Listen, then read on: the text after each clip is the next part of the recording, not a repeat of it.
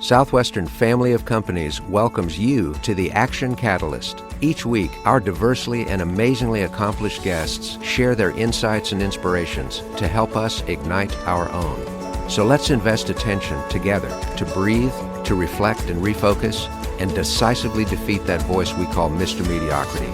Then let's enjoy moving forward to make a positive difference in our world. This episode is sponsored by Southwestern Speakers. Southwestern Speakers is comprised of top-producing thought leaders, authors, and experts who deliver dynamic presentations that shift the hearts and minds of audiences worldwide. Our team of experienced agents can guide you to find the right speaker for your annual conferences, meetings, and events, providing outstanding service from start to finish. Southwestern Speakers goes above and beyond to elevate your event and offers additional programs to extend the impact of our speaker's presentation long after they have left the stage. We are excited to share our guest with you today. Brian Biro is America's breakthrough coach. A major client described him best when he said, "Brian has the energy of a 10-year-old, the enthusiasm of a 20-year-old, and the wisdom of a 75-year-old. Brian has delivered over 1,800 presentations around the world over the last 30 years. The author of 14 books, including his bestseller, Beyond Success, and his brand new, The ROI of Kindness, Brian was rated #1 from over 40 speakers at 4 consecutive Inc. magazine international conferences. With degrees from Stanford University and UCLA, Brian has appeared on Good Morning America and CNN. Brian was recently named one of the top 100 most inspirational graduates in the 75-year history of the UCLA Graduate School of Business. He was also honored as one of the top 10 interactive keynote speakers in North America and one of the top 60 motivational speakers in the world. Enjoy this episode. Well, everyone, welcome to the Action Catalyst, and particular welcome to Brian Biro. Brian, welcome to the show today. Dan, I'm so excited to be with you. Thanks for having me. Well, I know you have been a visitor here to our offices in Nashville, and you led many people through a breakthrough experience, literally a breakthrough experience involving wooden boards. Would you mind if we just kick it off right away and describe what that's about, what people gain from that? Absolutely. I'm thrilled that I'm known as America's breakthrough coach, and I've had almost 500,000 people over the last 30 years have a real life breakthrough experience. What I want to do is get people off the sidelines and into the game, and I have them break through 1-inch thick boards karate style. Now, it's not just for the fun of it, though it's the most fun thing ever. It is the most powerful combination, individual and team breakthrough experience. The individual part is a metaphor. So I have everyone write on their board something they want to break through in their life, a limit, fear, obstacle, habit, or doubt. It could be something they're good at, but they plateaued. So I've had people bring their families back together from that breakthrough. I've had people overcome cancer. I've had people radically change their careers, be better moms and dads. So the individual part is related to the meaning. There's a second aspect to the individual impact, though, and that is, if we had 500 people breaking boards, we'd start with 50 circles of 10 people each. And if you were in one of those circles, Dan, everyone around you going, Dan, Dan, Dan, 50 people at a time, music going. Some people have never been cheered for in their lives. And when they are getting cheered for many people, that is such a powerful, unforgettable, changing experience. So the individual part is related to that meaning and that unconditional support. The team part is equally powerful because there's just something about it. You'll never see people cheer like they cheer in this breakthrough experience. I've done 94 events for Lockheed Martin. These are rocket scientists. Yes, they are. And there's tears and emotion and the cheering. We want each other to break through. But it goes further. And I think the greatest part of the team experience, the best way I could describe it is the best day of my life was my daughter's wedding day. And it was for something I never could have imagined until I actually experienced it. And that was for a good 6 hours on her wedding day. I didn't think of myself once. All I could do was think of her. They tell me I was laughing and crying at the same time. I don't remember either. All I remember was her. And when you're cheering, people are going, Dan, Dan, Dan. you get to feel the way I felt on my daughter's wedding day when you're supporting a person that way. So I've done it. I mentioned earlier, I've done it 1,900 times, 500,000 people, and I can't wait to do it again. It's because it takes people and it gives them the opportunity to apply the very principles that I am so passionate about in a way that gets them to realize they can do things they didn't know they could do. And that's really what the breakthrough is. You don't know you can do it until you do it. And that's what life is approaching those fears. And really, although I've had 500,000 people break boards, they're all the same breakthrough. You break through from fear to love, and that's it. I think it's phenomenal. Now, what is it in your background that has prepared you to be able to help so many people from so many diverse organizations? I mean, you've worked with military all the way down to service organizations that help the people that can't help themselves and everything in between. Can you share some of those key pivot points in your life with us, Brian? Oh, yes. Well, I've always loved people, Dan. That's first and foremost. And when I went to Stanford when I was a young man, and I was a public school boy, so I had to find a way to put myself through school. And I started teaching and coaching swimming. I was a college and high school swimmer, and I loved it. So my first career, I became a United States swimming coach, and I was working with young people, and which is really such a great opportunity to help people rise to the potential, because you don't really coach swimming, you coach people.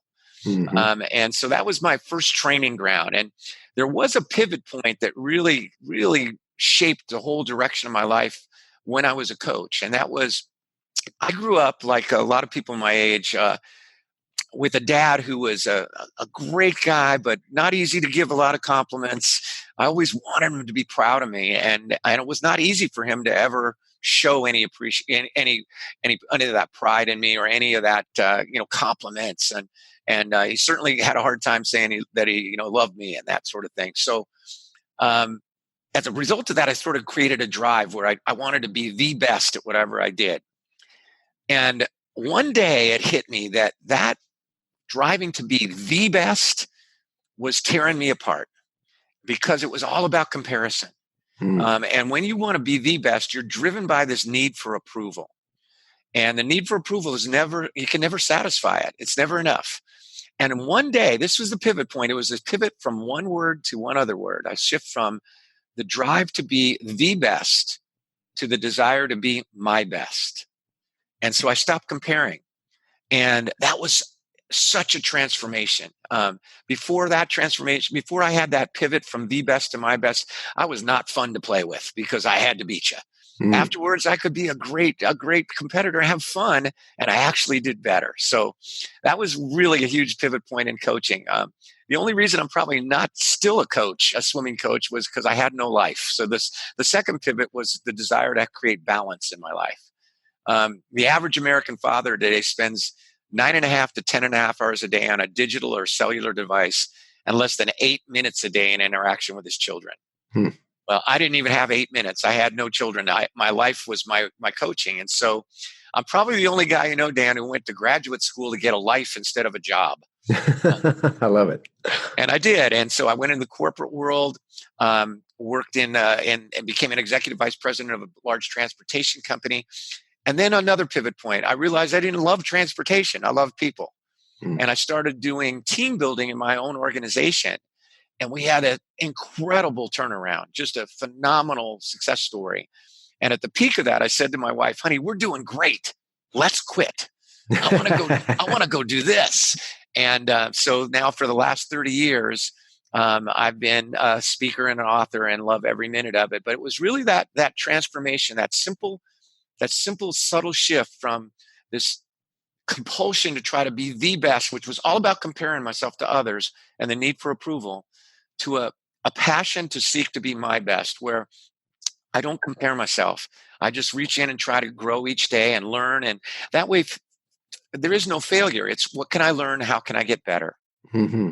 And also, there's not really a finish line. That's right. Each day you have a chance to grow more. It's really tied into something that I'm so passionate about teaching, because I think we need it more than ever, and it's called humility. Mm-hmm. Being humble doesn't mean you can't have confidence. You can have great confidence, be quite humble, because being humble doesn't mean you think less of yourself. It means you think of yourself less. But the reason why humility is so crucial, I think, to really moving beyond mediocrity, to being the best you can be, to being a really a constant learner, is because only those who are humble are lifelong learners, because you always feel there's more to learn, and that everyone around you is a teacher. Every moment has within it the opportunity to discover things that can help you grow from where you were before. So having that kind of moving finish line, when you come from that place of not comparing yourself to others, you can feel good in the moment. Hey, I did my best today. I feel good, but always be hungry to get better tomorrow. I love it. Well, I can really understand how UCLA's Graduate School of Business would name you among their most inspirational graduates of all time. Oh, thanks. That's an unusual accolade, but I can tell why it's very well deserved. Well, thanks. It was one of those moments when you don't seek to go get something and it comes to you. When I heard about that, I was stunned and just absolutely delighted and honored, because I think it was an award that came from just doing what I love to do. When you love to do, you're constantly inspired. Yeah, that is absolutely true. It's fantastic. Now, it would be easy for some listeners to think, as they look at your amazing career, all the books you've written, the lives you've changed, the awards, accolades, success you've had, be easy to think you never once hit a brick wall. But I know better. You are bound to have hit some brick walls where you couldn't see around them, over them, under them, no way to get through them. What have you developed over the years as an attitude when you hit a really unexpected blow or obstacle like that? Well, I think the most powerful, simple principle, and it's guided me through the hardest times of my life for sure, is the simple belief that within every adversity is planted the seed of an equivalent or greater benefit. In other words, the toughest things we've ever made our way through are the things from which we grow the most. And I think that simple belief, combined with a passion and a belief that we are in charge of our own energy, are the two keys that have helped me through the toughest times. And I'll share with you probably the toughest one in my life. And that was, I have two beautiful daughters. My wife and I have been married. We'll come to our 35th year this year. Great. When a few years ago, my youngest daughter, whose name is Jenna, had a horrible tragedy happen in her life. And it was that the man that she wanted to marry was found dead from a drug overdose. And it tore her apart. My daughter was just a lovely soul, bright, sunshiny, cared so much about people, and it just ripped her heart. And the world was dark, and it was dark for all of us. It was a hard time. We had always been a joyous family, lots of laughter, lots of affection, and for a while it was darkness. And I wanted to fix it, and I couldn't. I knew she had to find her way, and a couple of things transpired. One day she was able to say to me, "Daddy, I can't take you worrying about me all the time." And the truth was, I wasn't worrying about her all the time, but I'm not a worrier, and I was worrying about her a lot. And that was like a cold bucket of water on my head to make me realize that I still had a choice. I had a choice to choose fear or faith. And I had been choosing fear. Worry is fear about what has not happened yet. And instantly, she woke me up that I still had a choice. I could either focus that she's going to find her way, that within this adversity, she'll find some benefit somewhere, or I could keep focusing on the fear. And the second I made that transition because of her, our relationship started to brighten again. Today, she is a shining light. She is more joyous and beautiful and happy than ever. She's chosen love over loss. She's chosen peace over pain. She's chosen faith over fear. And for the longest time, I was having trouble trying to figure out, I believe that in every adversity is planted the seed of an equivalent or greater benefit. Well, what possibly could be the benefit from such a tragedy? And I know it now. And there is one. It's not the way you'd want to get it, but here's the benefit. My daughter Jenna now knows she can handle anything. Anything that comes at her in this world. She's already been through what's been as hard as it can be for her. And we have together. So we know that we'll get through. And we know that there is still joy on the other side. We know we can handle even the biggest adversity. So that belief, that shift in focus from fear to faith, is really the essence of how you deal with those, because we're going to hit them. We're going to hit those brick walls. We're going to hit those boards in our life right in front of us, those obstacles and fears. And knowing that we're in charge of our energy, knowing that we can always make the choice, that we have the choice to choose faith, we'll find our way. Yeah. You know, Brian, I wasn't counting, but you must have used the word choice 24 times as you were relating that story. Choice is a very empowering word because it is something that each one of us has control over. Choice is typically not something external, it's internal. And obviously you believe that. I truly believe it. And when you think about it, Dan, there's only one thing we don't have a choice at, and that's dying. Everything else is a matter of choice. And when I get right down to it, what I do as a professional speaker, as an author, is I'm in the business of helping people recognize they do have a choice. You have a choice. You don't have a choice of what happens to you, but you have a choice of how you deal with what happens. Mm-hmm. You have a choice about your attitude. You have a choice about your energy. You have a choice about being present with others. And those are the foundational choices that will either lead you to joy or despair, to fear or to freedom. And so if I can help people recognize that, guess what? You do have a choice. Jenna, for a while, didn't recognize that choice. She thought her choices had been taken away. But her joy has come when she's rediscovered the fact that she really does. That's an inspirational and very personal story. So thank you for sharing that. Best to you and your whole family. Thank you. I work primarily with college students here in our core business. And they always talk about, I have to study, I have to go to class. And one of the things I tell them is, there's only two things you have to do. You have to die someday, and you have to live with yourself until then. That's beautiful. And that's the things we do, we have to live with. And that's where choice comes in. That's right. And you want to shift your language too, because every time you say you have to, that really comes from when you were a little kid. And when you're a little kid, you were told you have to, your parents want to take care of you. And so you have to do this. But there's two other words attached to have to. And when you're little, you hear them a lot. As you get older, you don't hear them, but they're there. And those two words attached to have to are or else. Or else. Or else something bad's going to happen to you. So, when you shift that language, and every time, sometimes I'm working with people, I hear them say, I have to do this, I have to do that. And instead of say, well, what if you shifted it to, I want to, choose to, like to, love to, can't wait to. And that means that you are exercising your choice. Because as you said, you put it perfectly, there's only those two things you have to do. And just shifting that, making that awareness come to your life. Wow. It makes every day a joyous adventure, an exciting trek to find out what more you can discover in that day. And that should be a want to, choose to, love to, like to. I love that so much. What about, you mentioned your each day. Do you have a daily routine to start your day, Brian? Is there a habit pattern? I do. That's really neat. That's a neat question. The first thing that I do is I ask myself what I think is the most powerful question you can ask yourself to start a day. And everyone who's tuned into this podcast, I hope you'll start doing this. First thing to wake up in the morning, I ask myself, what am I truly grateful about in my life? What am I truly grateful about in my life? The word has a secret in it, especially if you're not real good at spelling. Okay. What you're grateful about has within it the capacity, when focused upon, the power to make you grateful. Mm-hmm. What you're grateful about focuses on your priorities. Your priorities are your pathway to purpose. So starting number one is my first thing I do is I start with that attitude of gratitude. And there's actually a book that was called Power versus Force.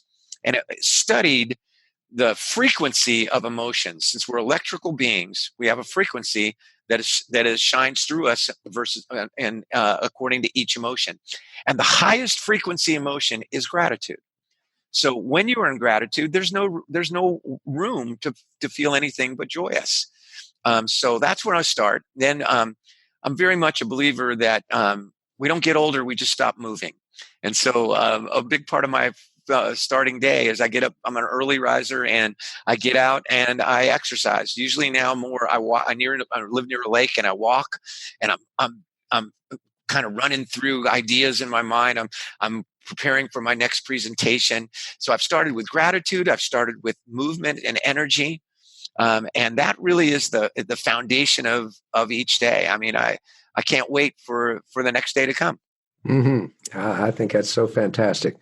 We've asked this question to many people, and most people that are real givers and real contributors, they begin the day with that first thought of, I am grateful, I got another day. Absolutely. And it's fantastic to hear that. Now, I know that you often speak about what you call the secret behind the secrets. Now, that is as mysterious and compelling and interesting a statement as I've ever heard. So can you share that with us? Absolutely. If there is one gift I want to give to every person that I can ever meet, and one thing that I teach that I think is more foundationally important than any other, it is the simple principle that I call the secret behind the secrets, called being fully present. When you're fully present, that means when you're with somebody, 100% of your mind, body, and spirit is with the person you're with where they are now. It's so important. I'll say it again. When you're fully present, 100% of your mind, body, and spirit is with the person you're with where they are now. Now, people listen to this. How many times have you ever been with somebody where you know their body's present, but the rest of them is in some other county? You know, and here's the big question. How does it make you feel when someone you wish to be fully present with you is not fully present with you? How does it make you feel when somebody you really want to connect with is obviously much more interested in peeking at their cell phone than they are at really connecting with you? Well, for some people, it makes them angry. For some, it just makes them sad. Mm-hmm. But for every human being I've ever known, even the most confident people I know, if there's someone we really want to be present with us and they're not fully present with us, it makes us feel worth less. It makes us feel insignificant and unimportant. And I have a deep belief that every one of us are what I call a breakthrough leader, that we are all leaders, because leadership is just a matter of making decisions. It's that choice thing again. And the most important job of a breakthrough leader is to help the people that we care about to know they're important, to know they matter, to know they count. And the only way you can do that at a foundational base level is to be fully present. Because when you're fully present, you say to that person, you matter, you count. You really are important, and you can't fake being fully present. You know, people know it instantly when you're just kind of drifting your mind away. I have a quick little story about how powerful that can be. When in my corporate career, when I became the vice president general manager of this real large training company, I inherited a director of operations who had the coolest name ever. Her name was Raffaella Regina Rossi. We called her R3. And she had a lot of talent, but when I took over, she harbored a lot of ill feelings towards me. And the reason was I had replaced somebody she had been very loyal to. And somehow she construed that it was my doing. It really wasn't, but that's the way that she took it. Now, we pretended that we were getting along okay. And you know how well that went. Everybody knew what was going on. Our team was floundering. We were getting nothing done. For a while, I tried all the stuff I thought you were supposed to do as the leader. I gave her compliments. That didn't work. I gave her space. That didn't work. I gave her direction. That didn't work. Finally, I remembered my job, your job, our job. My job was to be fully present. My job was to help Raffaella know that she was important. So I asked her to come in my office one day. I was dead dirt honest with her. I said, Raffaella, our team is floundering because I haven't been a good enough leader to find a way for you and I to break through. And so I asked you to come into this office today for something that I know will first sound sort of unorthodox, but I really have a reason. And I said, if you will allow me for 10 minutes, I will just listen to you. I will not argue. I will not interrupt. I will not defend. I will not ask. I will just listen, not just with my ears, but with every ounce of me. All right. And you have a free pass. You can say whatever you want, however you want to say it. All I ask is at the end of those 10 minutes that you do the same for me. And I said, would you try? And Dan, I'll never forget her answer. Raffaella said, Brian, I don't think I could talk for 10 minutes. I said, Raffaella, we just got to find a way to break through. And she wanted it better. So finally, kind of reluctantly, she said, okay, I'll try. An hour later, she stopped talking. And in that hour, I was true to my word. I just listened. I was fully present. And in that hour, she not only transformed our relationship, she transformed our team. She realized she had not been fair to me. She realized that if we put our energies together, we'd be pretty amazing. And most of all, she realized how much she loved the work we should be doing, but weren't doing because we were caught up in this stuff. Mm-hmm. When we left that room after that hour for the next 6 months, we got more done in the next 6 months than in the previous 3 years. The energy in our team was off the map. People were so synergized, having so much fun. To this day, way over 30 years later, she's one of my best friends. Even though, Dan, she still owes me 10 minutes. I never got my 10 minutes. But in that time of just listening, not once was I thinking about what I was going to say next. I was just listening. I was just present. And that said to her, what matters? You're important. You matter. You count. If I could give a gift to the parents who are on this podcast, please do this to your children. Please be present with your children. What matters in life is the moments that you're fully present, because that's when you express to every person that they really are important. When people feel important, they rise. Mm-hmm. When people feel important, they shine. When people feel unimportant, they feel taken for granted and they drop away. So that's the secret behind the secret. And when you do that, relationship is so natural, so automatic. Its rapport is automatic. It's just a matter of being conscious. And again, it's a choice. So let's give all your attendees an assignment. If you want to change your life, here's what I encourage you to do. For the next 30 days, pick out 2 people in your life, just 2 to start with, one at work, one at home, who for 30 days you commit to be more fully present with. Now, it doesn't mean you have to spend more time with them. You may actually have less time. But when you're with them, put the phone down. When you're at home, shut off the television. Ask instead of tell, and then listen before you think of what you're going to say next. You watch, after a few days with those 2 people, they're going to look at you differently. Go, you've been working out? You're looking good. As you become present with those 2, it'll start to become your present habit. And not being present is a habit. That's what it is. We got to replace it with a better one. Well, I think one of the enemies to that, almost everybody carries in their pocket. Absolutely. When I work with college students, I say, I can teach you how to get better at human nature, and it'll only take you 1 finger. You use it to swipe to power off. That is brilliant. That is so brilliant. Simply spend that time. And it's important. I've got 3 children that vary from 35 to almost 30. They all grew up with technology. And yet, as we pour into them with just attention, they respond. And it doesn't matter if you're born with it or not. You can all get better at it. And your message is so powerful. It's so funny that you said that. When my daughters were 8 and 3, my daughters' names are Kelsey and Jenna.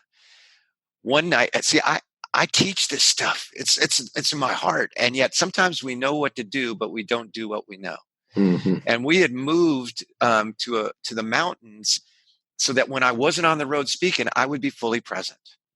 But I was so caught up in my life, in my career, that when I was supposed to be tucking them in at night, I'd be caught up on some phone call, because this was kind of before there was a lot of email. Well, one night they decided to wake Dad up, and they came into my office. My little one crawled up in my lap. She was 3 years old. My oldest daughter, Kelsey, put her arms around me. They looked at me and they changed my life. And they said, Daddy, before we go to sleep tonight, can we just ask you something? I said, well, what is it, girls? And it shook my heart. And they said, Daddy, we just want to know, do you love your phone more than you love us? Ooh. Yeah, I felt the blade go in. Yeah. See, Emerson said, what you do screams so loudly, I can't hear a word you're saying. And I was living my life, and this was before cell phones.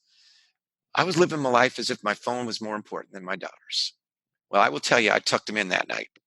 I never missed another night when I was home. I got them up for school. I never missed one of their dance recitals. I set my calendar by them. And here's the fun part, Dan. That's when my career took off. You don't do less by being present with the people you love. You do more, because you develop the muscle, the habit of being present. And that happens in every relationship, both professionally and personally. No coincidence. None of my books got written until my daughters shook my heart and woke me up. And from that day forward, that's been my goal in life, is to be more fully present each and every day. Am I where I want to be yet? Nope. Do I get better every day? Do I focus on it? Yep. Will I ever give up? Never. I love it. I love it. I'm going to ask if we can wrap with an important question. We have lots of listeners from different situations in their lives. Some are on top of their world right now. Some can't see up because the world's on top of them. What advice would you give to somebody who has hit such a set of setbacks that they look at the hand they've been dealt? There's not even a face card, let alone an ace. Their support's been withdrawn. Funding has left them. Issue with their family. How would you encourage the discouraged? Wow, that's a wonderful question, and I think we've talked a lot about the answers, so it's kind of pulling them together. Starting place is to recognize, even in the darkest moment, like when I told the story of my daughter Jenna, you still have a choice, and the big choice is: are you going to focus on fear or faith? Fear means you worry. Fear means you focus on what's wrong. In the metaphor of my board breaking, it's focusing on the board. When we break the boards, we write on both sides of the boards. On the front of the board, we write the obstacle. But on the back of the board, we write the magic. We write down what's waiting for me when I have broken through. And what am I going to do, be, feel, create, have in my life because I've moved beyond that obstacle? And that's exactly what those who are down must do. Almost everyone is mesmerized by the obstacle. We focus on what we don't want. So starting place is recognize you have a choice between fear and faith. Next is that what you focus on is not what you get. What you focus on is what you create. So focus on what you want to create. And then the last three things that go together. Number one, when you're feeling the most down, be the most grateful. Think, even if it's the littlest thing, that your feet hit the ground this morning, that you've had some love in your life at some time, that you are able to move. Start on little things, but focus on being grateful about the little things. If you want to receive, you've got to learn to give. And then two, take charge of your energy.